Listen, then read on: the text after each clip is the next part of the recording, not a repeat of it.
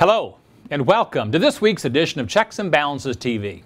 Today's program is entitled Beat the Heat, when that hot investment deal leaves you burned. But first, let's see how today's news may impact your financial future. The Dodd-Frank Wall Street Reform and Consumer Protection Act celebrated its one-year anniversary on July 21st, corresponding with the recent passage of whistleblower protection and a bounty hunter reward program. Each of these bills are designed to incentivize anyone who has inside information about a publicly traded company who is violating securities laws. Without fear of retaliation, they can now report such violations to the management of their company and the Securities and Exchange Commission. As a financial incentive, if a whistleblower provides a high-quality tip that leads to a successful enforcement action, they will be awarded 10 to 30% of any amount over $1 million recovered from a judicial or administrative action against the accuser. Okay, so what's really going on here? Let's check the facts using our checks and balances process. The Dodd-Frank Wall Street Reform and Consumer Protection Act was passed in 2010 to enforce the strictest financial regulations since the Great Depression. The purpose of this reform is to protect Americans from fraud and future too-big-to-fail corporate bailouts. As part of this act, the whistleblower program went into effect. Each year, corporate fraud costs the U.S. government millions upon millions of dollars. And in many cases, the fraud would not have been discovered if it weren't for someone from the inside coming forward and reporting the crime. The intended reward is for those individuals who voluntarily act early to expose violations and provide significant evidence that helps the SEC enforce an action, which results in monetary sanctions totaling more than $1 million.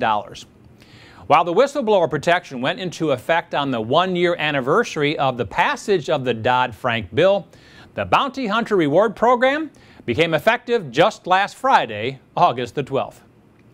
In the wake of the Bernie Madoff and Alan Stanford widely publicized Ponzi schemes, the Dodd-Frank bill significantly expanded the existing whistleblower laws. The Dodd-Frank Act was modeled after the False Claims Act, which states that whistleblowers with independent knowledge of a financial fraud against a company or institution can bring a special type of lawsuit known as a qui tam action. This act applies to any type of financial fraud committed by a company that falls within the jurisdiction of the SEC or the Commodities Future Trading Commission. According to the Wall Street Journal, since the Dodd-Frank Act was originally passed in 2010, the number of whistleblower suits has increased tenfold. And there have also been huge bounties paid out recently to whistleblowers who filed a qui tam action under the False Claims Act. For example, Cheryl Eckert, the whistleblower in the GlaxoSmithKline fraud case, is set to receive a payout of, ready for this, $96 million for her qui tam action against the company. Okay, so now that we've checked the facts, let's balance this news using our checks and balances process to determine what action you should take today.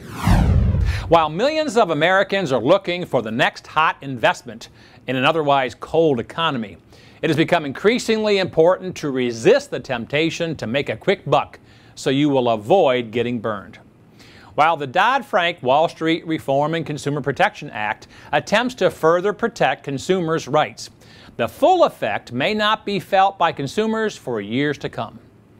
Some of the provisions, however, that have already taken effect include the passage of the Durbin Amendment, which capped fees charged on debit card transactions.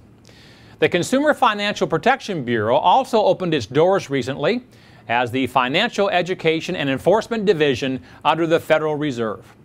However, many other provisions are still waiting to be funded. While whistleblower protection and bounty hunter reward programs appear to be a step in the right direction, they have been around in some form for many years. Bernie Madoff had a whistleblower turn him in nearly 10 years before his arrest, when financial analyst Harry Markopolos informed the SEC that it was mathematically impossible to achieve the gains that Madoff was claiming to deliver. Unfortunately for many of Madoff's investors, the SEC ignored Harry in 2000, 2001, 2005, and again in 2007, even though he presented further evidence each time. In the meantime, as the government works to advance consumer protection programs, it remains your responsibility to do your homework and make sure you don't fall victim to the next Madoff scheme. Consumer education is still the best defense against unscrupulous advisors and fraudulent corporations. Okay, so what's the bottom line here? Before investing any of your hard-earned money, always do your homework. And if it sounds too good to be true, you know the line, it probably is.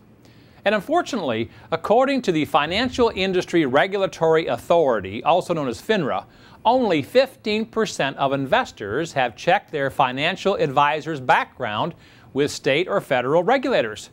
That's a surprising statistic considering the country's current economic climate, which is loaded with Ponzi schemes and other types of financial fraud. FINRA has developed a free tool called BrokerCheck that allows investors to look up a brokerage firm or individual advisor and research their credentials. However, just because a broker checks out doesn't mean his product offerings will too. Madoff took an estimated $65 billion from his victims, but he didn't do it alone. He used a network of financial advisors nationwide to help him carry out his secret plan. Unfortunately, even financial advisors can be duped into shady investments and become victims of financial scams themselves. So, be vigilant and proactive. Failing to take responsibility for your financial decisions and leaning too heavy on your advisor or the government is a mistake that could eventually leave you financially burned. And now for Matt's weekly financial tip, tool, or technique. Another shocking statistic from FINRA's research identified the typical victim profile of financial fraud. Know who it is? It's men, 55 to 65 years old, who are more financially literate, college educated, and have a higher income level. In other words, these are knowledgeable, well-educated people. So to guard yourself against fraud and protect your assets from scam artists, it's extremely important that you become a knowledgeable and savvy investor. So here are my 4 tips that will help you avoid falling victim to any scams, con artists, or Ponzi schemes. Tip number 1, check out the investment, as well as the investment professional. One of the main objectives of the Dodd-Frank Wall Street Reform and Consumer Protection Act is to give consumers more visibility into the companies they invest their money in. Getting accurate information is critical and available if you know where to look. Contact your state's insurance department to find out about an insurance policy, the insurance company itself, or the insurance agent. If you have questions about a securities representative, you can check them out online with FINRA at brokercheck.finra.org. Tip number 2, research the financial product you're considering. Always learn as much as you can about the investment or product you're thinking of buying. Ask about the fees you'll be paying every year and the taxes you may owe annually prior to investing your money. And if the advisor doesn't supply you with adequate information, you can contact the Attorney General's office in your state and ask whether or not they know about this investment product. They should also be able to tell you if there have been any investigations into the company selling the product. Tip number 3 is be aware of evasiveness. If your financial advisor does not want to give you all the details you want or think you should have, then that investment is not for you. Missing or sketchy information about any product should be viewed as a huge warning sign and be avoided at all costs. And tip number 4 is to question everything. You've heard the old saying a million times by now, if it sounds too good to be true, it probably is. So don't rush into a decision without fully thinking through it and doing your own research. Put the pressure on your financial advisor instead of allowing the pressure to be put on you to make a decision quickly. Do your best to protect your nest egg and fight financial fraud from happening to you. You know, making only one big mistake could be all it takes to drain your savings of everything you've spent a lifetime to build. Be sure to log on to our website and request our free report entitled 10 Questions to Ask Your Financial Advisor Before You Invest a Dime with Them. A free report that gives you the information and tools you need to select the best financial advisor you can to help you build a financially secure future.